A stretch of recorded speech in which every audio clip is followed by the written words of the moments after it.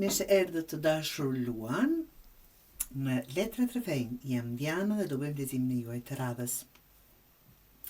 Pyetja ime kur hapa letrat ishte: çfarë po vjen në jetën tënde në këto ditë të ardhshme?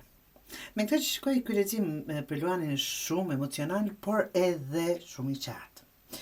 Kujtime, ndjenje, shërim, forcë. Këtu ka diçka nga e kaluar që nuk është zhdukur plotësisht. Letra e parë është tre të shpatës, po që gjethet ndryshe në këtë grup. Këtu po vjen një situatë që kërkon bashkëpunim ose, ta them, përfshirje me të tjerët. Mund të jetë një bisedë që hapet, një situatë që kërkon 2 ose më shumë persona, ose një mundësi për të rregulluar diçka që nuk ka funksionuar si duhet. Shembuj konkret nga kjo letër që pasqyron një takim për të sqaruar një situatë, një bashkëpunim që fillon të marrë formë, të dashur Luan, një përpjekje për të ndërtuar diçka nga e para. Kjo nuk bëhet vetëm, kërkon komunikim apo bashkëpunim real. Ku duhet të keni kujdes, të dashur, letra e dytë është 8 të zemrës.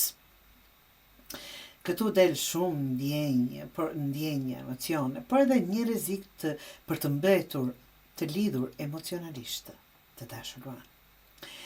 Mund të jesh duke menduar për dikën nga e kaluara.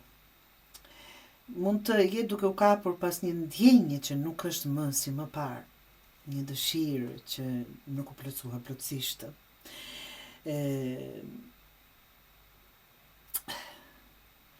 Ose duke u kthyer emocionalisht te diçka që nuk ka përfunduar, ta kthesh në mendime. Kujdes, të dashur Luan, mos u mbaj vetëm të kujtimet. Ato nuk janë më realiteti sotëm.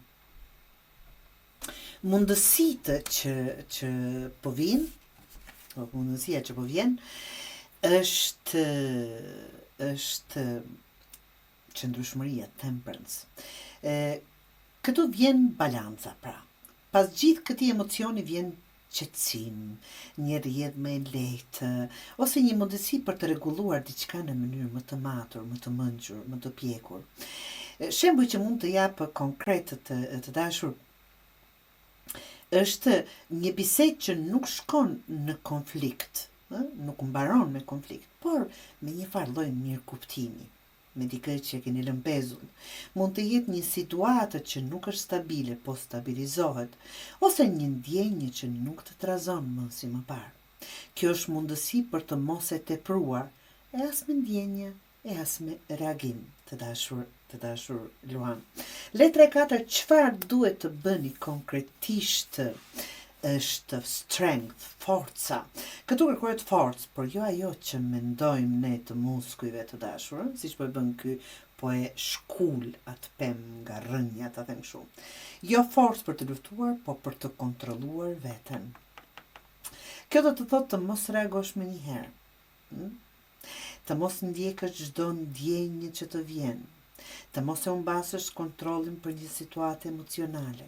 Shembull që mund të jap nga kjo letër është: edhe nëse të vjen të reagosh, prit. Edhe nëse të mungon dikush, mos vepro me njëherë. Edhe nëse ndjen shumë, mos e lejo që të drejtojnë emocionet, vendimet e tua. Kjo është forcë e mbrëmshme, jo reagim impulsiv. Letra Oracle, që është si këshill finale, thot: a mendon ndonjëherë edhe ti për mua? Mund të jetë për dikë që e keni llafin, apo dikush po pyet për ju, por nuk do thot gjithmonë për dashuri. Kjo tregon, apo kjo çfarë thot është shumë e qartë. Ka mendime të dyanshme, ka një lidhje që ende ekziston në mendjen e juaj apo të dikujt tjetër, por jo domosdoshmërisht në realitet. Do thot nuk është, por në mendjet e juaja. Kujdes, të dashur Luan, mos jetoni në atë që mendoni për njëri tjetrin. Shiko çfarë po ndodh realisht, nga që nuk ushqehet trupi, mendja, jeta me vetëm mendime. Duhet të ndodhin gjërat, të dashur Luan. Pra, këtë ditë po ju sjell ndjenja që rikthehen paksa në diçka, dikur, dikush, por edhe mundësi për t'i vendosur në vendin e duhur, aty ku duhet. Një gjë që rikthehet në mendje, një mundësi për qetësi vjen pas kësaj që po ndodh. Dhe ti duhet të qëndrosh në kontroll. Jo çdo ndjenjë që rikthehet duhet të rikthehet në jetën tënde reale.